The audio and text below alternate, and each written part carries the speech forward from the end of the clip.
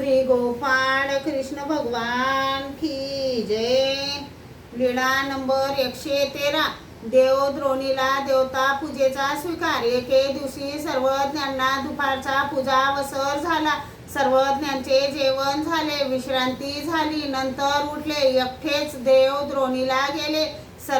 सर्वज्ञ तेथे उभे राहिले। तेव्हा देव द्रोणी डोहातून देवता निघाल्या। रेशमी साडी, रेशमी चोळी, सोन्याचे ताट, रत्न खचित दीप अशा सर्वज्ञांना ओवाळण्यासाठी आल्या। चंद्रदेव ते भाम ठाण्याला शिकत होते। एका दिवशी एकाकडे तर दुसऱ्या दिवशी दुसऱ्याकडे असे वार लावून जेवत।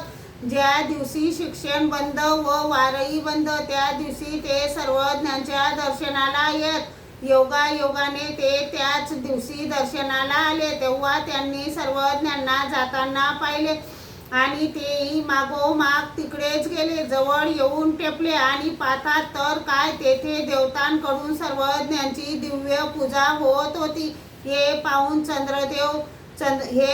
चंद्रदेव एकदम भयचकित झाले व एका खडकाच्या आडोशाला लपून राहिले। देवतांनी सर्वज्ञांची पूजा केली, दंडते घातले, श्रीचरणा लागल्या।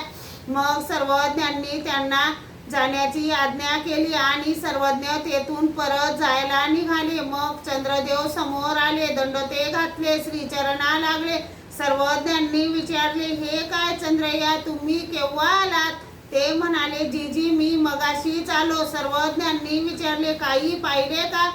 जीजी येथून देवता निघाल्या, त्यांनी आपली पूजा केली, दंडते घातले, श्रीचरणा लागल्या, मग त्या गेल्या जी।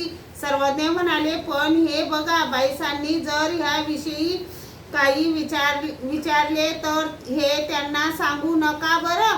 मग सर्वज्ञ गुंफेत आले। तेव्हा चंद्रदेव गालातल्या गालात हसू लागले। बाईसा त्याला रागावून म्हणाल्या, पोरा चंद्रया का हसतोस? सर्वज्ञ म्हणाले, हसणे हेही एक प्रकारचे सांगणेच की। मग चंद्रदेवाने ती अपूर्व लीळा संपूर्णपणे बाईसांपुढे सांगितली। एकाच्या मताने सर्वज्ञांनी स्वतःच सांगितली।